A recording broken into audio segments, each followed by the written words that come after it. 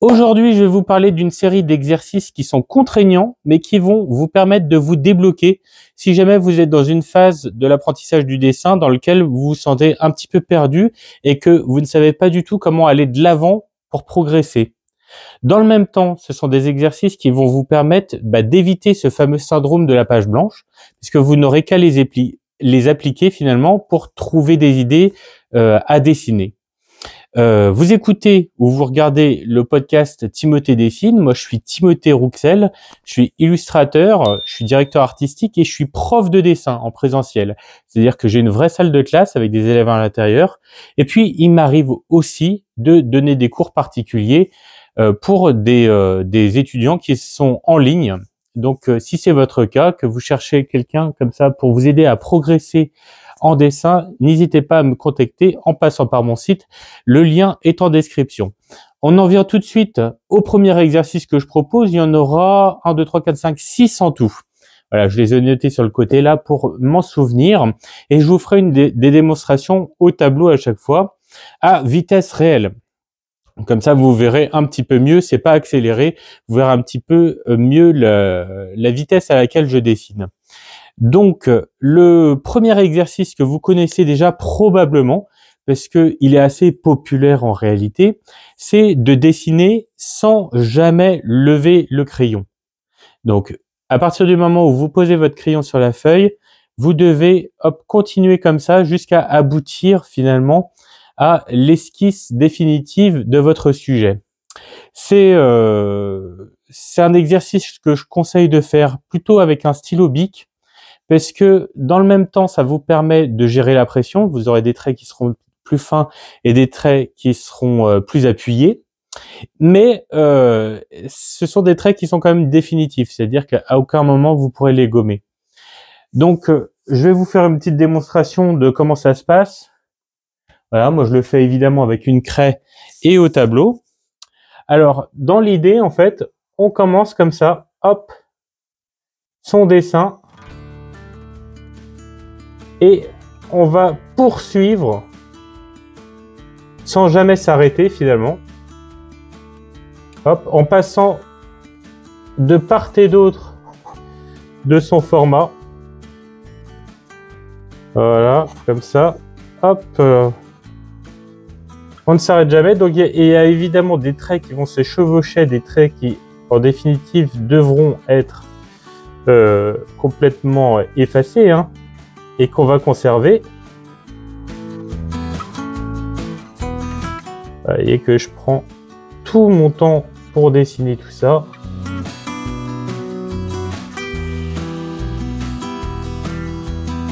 C'est un personnage avec les bras qui sont croisés du coup.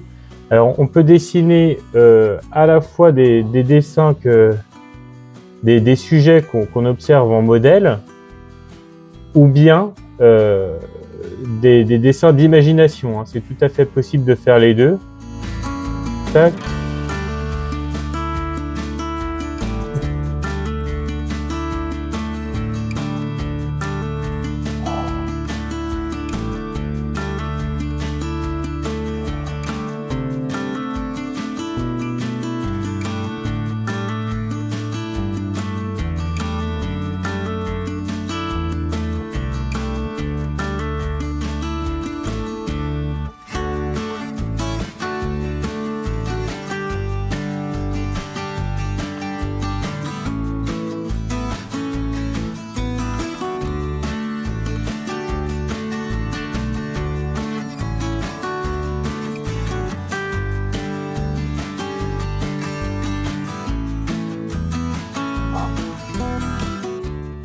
Et on va affiner petit à petit justement notre silhouette pour nous rapprocher, hop, de quelque chose comme ça qui ressemble au maximum à l'idée qu'on avait à la tête, ou l'idée qu'on est en train de se construire plutôt en dessinant. Voilà.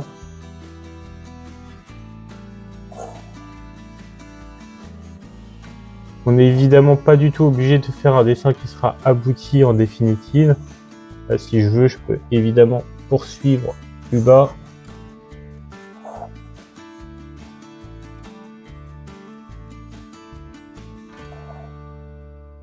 Voilà. Donc ça, c'est un dessin comme ça dans lequel il y a beaucoup d'erreurs, évidemment. Mais qu'est-ce que ça va me permettre d'obtenir comme leçon d'apprentissage pour le dessin?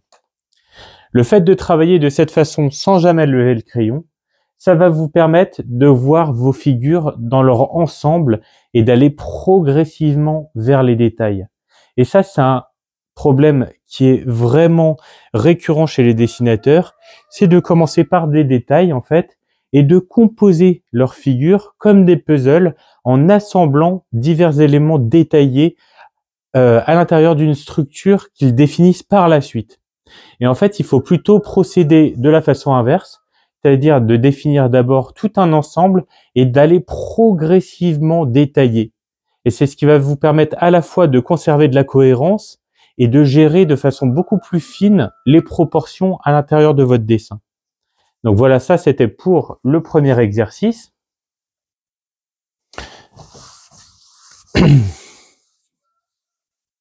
À présent, le deuxième exercice que je vous propose d'appliquer et qui va vous permettre de progresser très largement en dessin, c'est de limiter le temps que vous devez mettre à dessiner un sujet.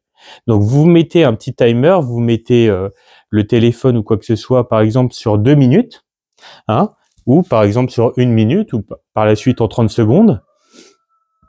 Et alors peut-être vous avez un sujet à analyser, ou peut-être que vous voulez dessiner d'imagination, ou alors peut-être que vous faites une séance de modèle. Hein, dans les séances de modèle vivant, bah, ça va être le professeur ou l'intervenant qui est en charge de l'atelier qui va définir la longueur des poses, mais vous pouvez lui suggérer par exemple de faire des séries de poses de 30 secondes ou ce genre de choses. Ce qu'on fait nous en modèle vivant quand je pratique à Pierrevert, c'est souvent il y a des danseuses qui viennent et on leur demande de danser comme ça, enfin c'est Bernard l'intervenant qui leur demande de danser et de se figer comme ça, et les poses sont très très courtes. Donc le modèle danse comme ça et puis d'un coup hop on lui demande fiche-toi ici, et alors comme ce sont des positions qui sont inconfortables sur lesquelles les appuis sont un peu douloureux en fait, elle peut pas tenir la pose extrêmement longtemps, donc souvent ce sont des poses qui sont assez courtes.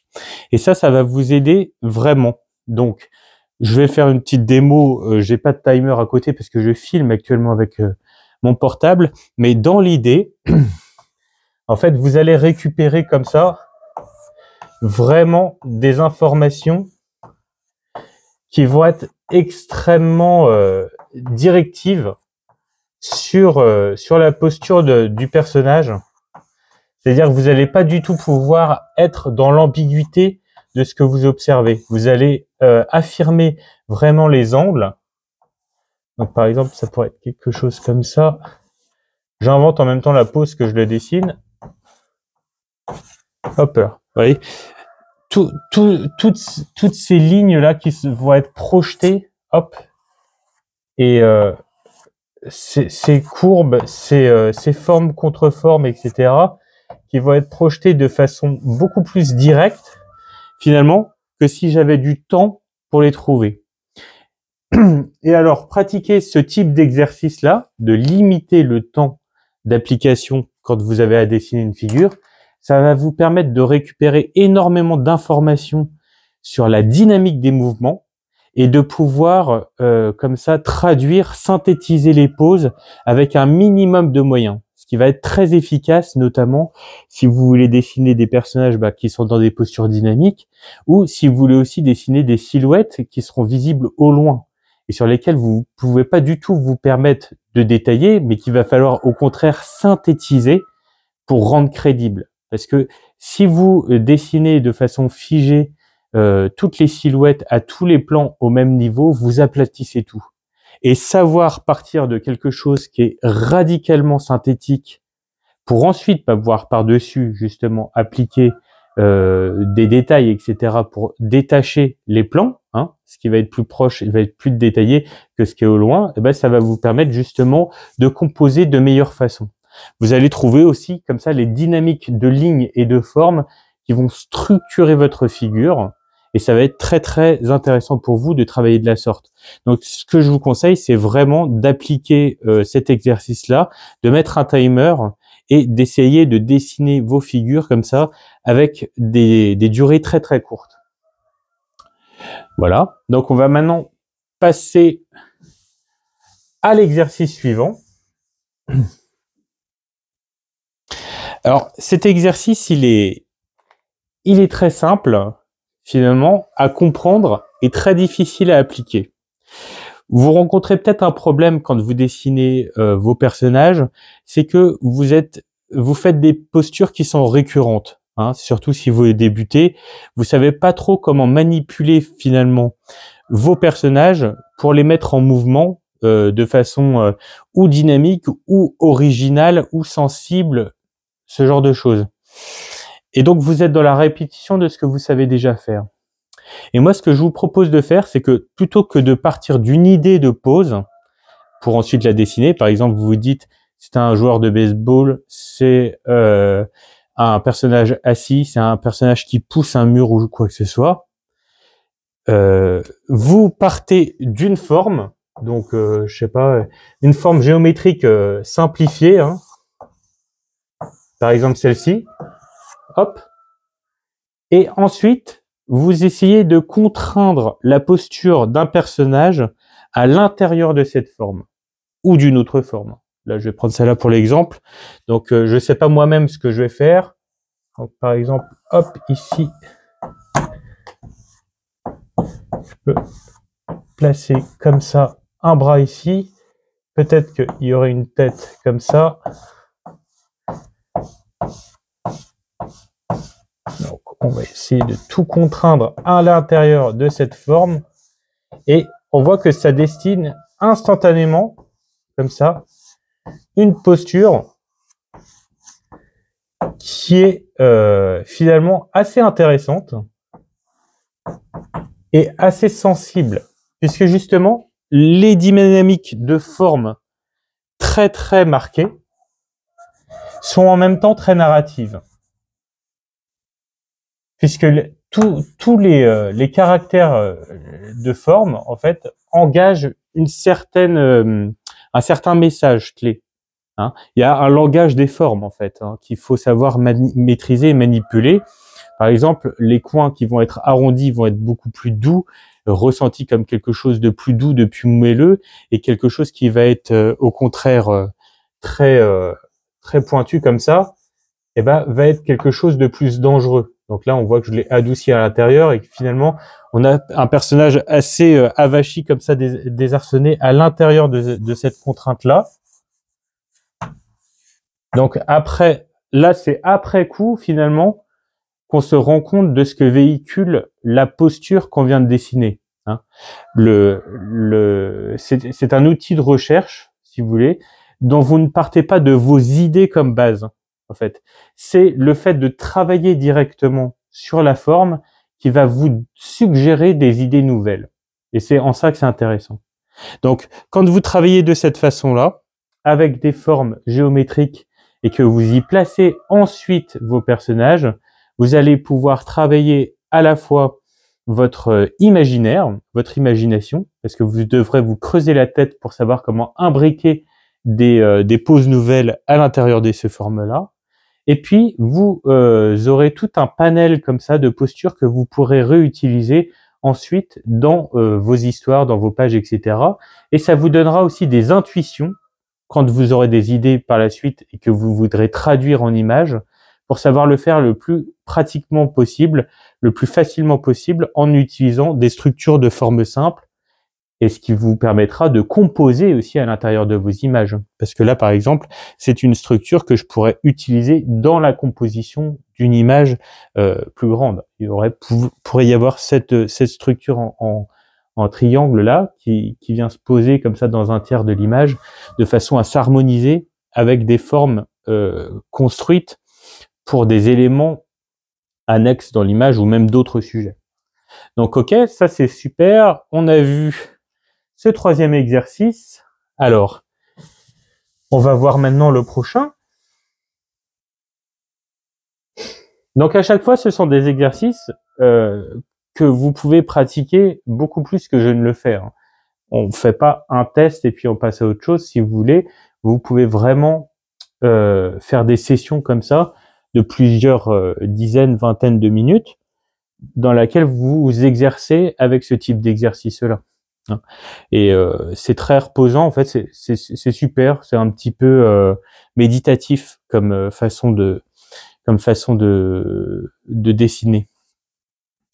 Donc maintenant, je vais vous montrer une autre contrainte finalement. Ça va être de partir d'un fond qui est sombre et de faire exactement l'inverse de ce que vous avez l'habitude de faire si vous travaillez de façon plutôt traditionnelle et commune, c'est-à-dire de partir d'un fond clair vers un obscurcissement en valeur. Et bien là, vous allez dessiner directement avec les lumières, si vous voulez. Donc, ce que vous faites, c'est que vous prenez comme ça votre outil. Alors, ça peut être un crayon blanc, ça peut être un blanco ou quoi que ce soit. Et vous allez directement vous attacher à dessiner en montrant en priorité les lumières. Hop là. Donc, je vais un petit peu le faire. C'est un exercice sur lequel moi-même, disons qu'il y a plein d'exercices sur lesquels je suis pas très doué, mais c'est un exercice sur lequel je suis pas particulièrement efficace. Voilà.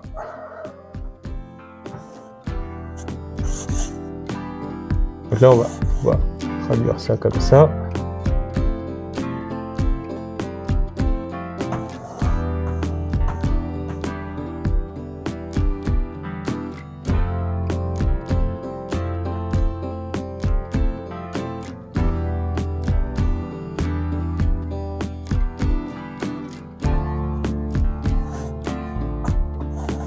Hop.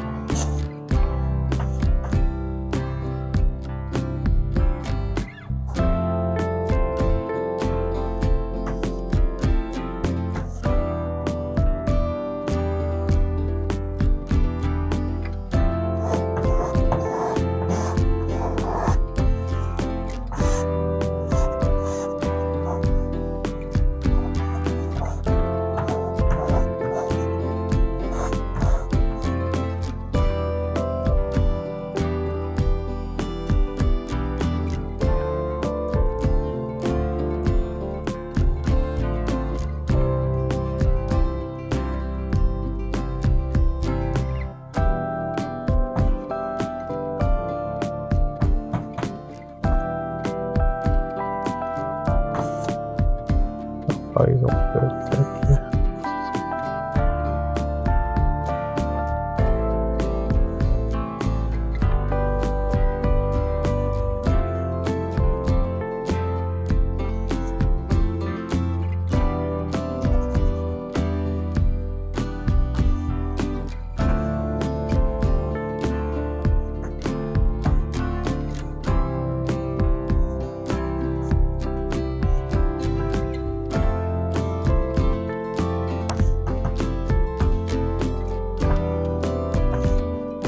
voilà, par exemple.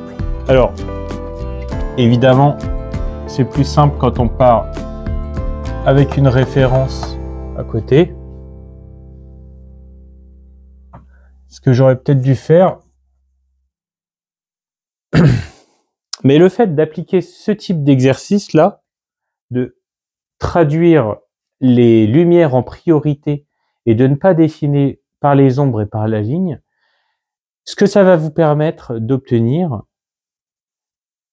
si vous procédez de la sorte, c'est en fait de travailler le volume en l'appréhendant d'une autre façon. Et finalement, ça va vous aider à améliorer votre appréhension du volume.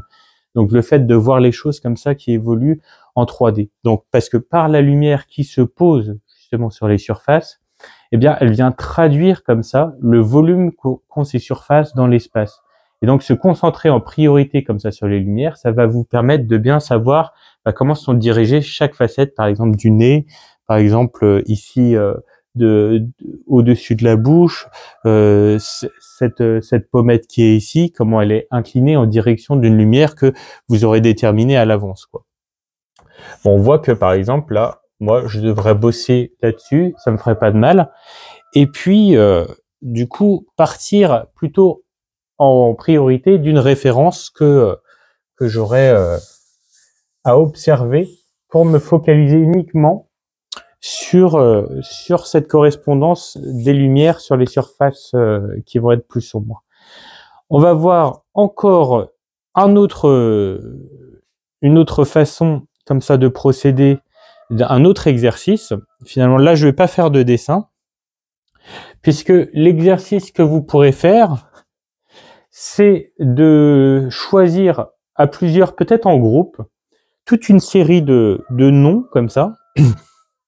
Donc, par exemple, des noms d'animaux, un renard, hop, par exemple, serpent,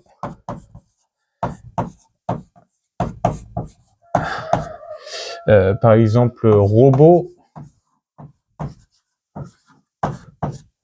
par exemple, magicien,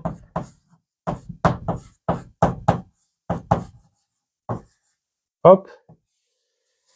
Vous en sélectionnez quelques-uns, pourquoi pas une cinquantaine, que vous écrivez sur des petits billets et que vous mettez dans une boîte qui correspond justement au nom. Et dans une autre boîte, vous allez faire la même chose avec des fonctions. Donc, par exemple, qui mange une pomme.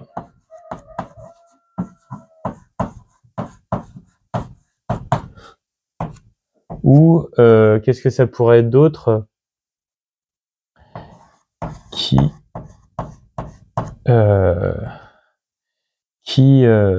saute en parachute.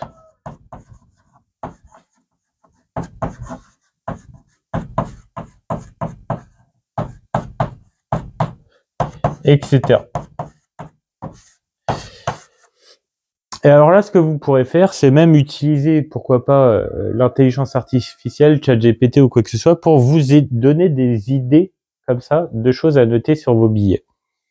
Et ensuite, c'est très simple, ce que vous allez faire, c'est que vous allez tirer à la fois un nom et une fonction et imaginer la scène que ça produit. Finalement, vous devrez illustrer comme ça la scène que ça produit et ça va faire des scènes qui sont très insolites. Moi, j'ai eu l'idée là parce que il y a longtemps de ça, enfin en 2008, j'étais sur un forum qui s'appelait Café Salé et il y avait un programmeur qui était actif sur ce site-là, dont je me souviens pas du nom et j'en suis désolé, mais qui avait créé un petit logiciel qui s'appelait la poule de cristal. Et en fait, avec un clic finalement sur un bouton générer, ça nous générait de la même façon des idées comme ça de scènes à illustrer, quoi. Et c'était vraiment super de faire ça. Et si vous le faites et que vous avez une petite communauté même sur Instagram ou autre, vous pouvez ensuite créer, pourquoi pas, des petits événements où vous tirez au sort pour un groupe comme ça une idée à décider dans la journée. Et puis ensuite, chacun fait sa proposition. Donc ça peut être d'autant plus stimulant si on le fait en groupe. Ce que je vous propose de faire et ce qui était fait à l'époque sur Café Salé. Donc c'est eux qui ont eu l'idée au départ. Moi, c'est pas quelque chose que j'ai mis en place, mais si jamais vous voulez que je le mette en place, eh bien n'hésitez pas à me le dire. Et puis on se fera peut-être des petites sessions comme ça, une fois par semaine, de se chercher un sujet à générer et qui sera amusant à dessiner en groupe. Donc évidemment, quand vous utilisez cette méthode-là de génération d'idées, ce que ça vous permet de faire, c'est de dessiner des scènes dont vous n'auriez jamais eu l'idée, voilà, de faire l'association de ces mots-là. Et puis, donc du coup, ça va étoffer votre imaginaire, ça va étoffer aussi votre sens de la narration dans les images. Parce que par exemple, un serpent qui saute en parachute, eh bien le serpent n'a pas de bras, on ne peut pas mettre de baudrier dans un serpent. Donc il va falloir trouver des solutions techniques comme ça pour montrer comment finalement on arrime un serpent à un parachute. Et donc ça va tout des efforts créatifs et de logique pour permettre de raconter comme ça cette histoire qui a été générée par ce système. Voilà. Hop là. Donc on va voir l'idée suivante qui sera la dernière. Et laquelle est? Ah oui. Donc l'idée suivante finalement, ça va être de ne pas dessiner les contours. Donc vous n'aurez pas le droit en fait finalement de dessiner par la ligne. Vous devrez uniquement dessiner par la masse. Donc comment ça va se traduire? Et que finalement vous pouvez prendre comme ça un outil, hop, et dessiner, hop, dans un premier temps, directement un fond comme ça.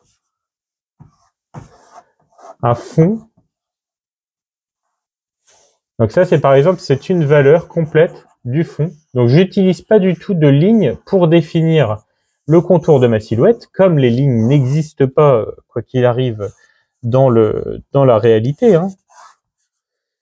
Hop là. Et donc je peux prendre une autre couleur, par exemple, si j'ai envie de traduire autre chose. Donc à l'intérieur, là, ça pourrait être, hop, un visage.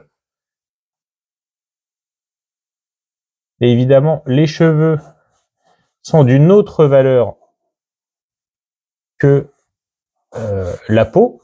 Donc la peau a une valeur définie. On peut travailler aussi en lumière, hein. Et puis, hop, comme ça.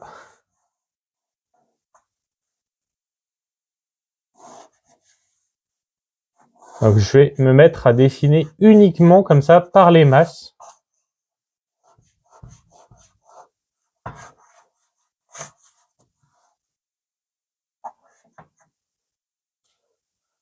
Voilà, pourquoi pas derrière aussi de dessiner cette partie-là du t-shirt.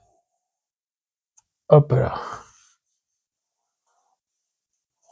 Avec le contour. Et puis ensuite, petit à petit, on va pouvoir affiner. Par exemple, si je décide de faire, hop, quelques petits détails comme ça de volume.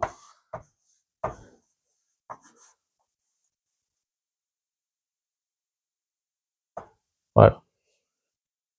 Donc voilà, le fait de travailler de cette façon, uniquement en utilisant des grosses masses là, eh ben ça va vous permettre de travailler justement la composition par des formes brutes.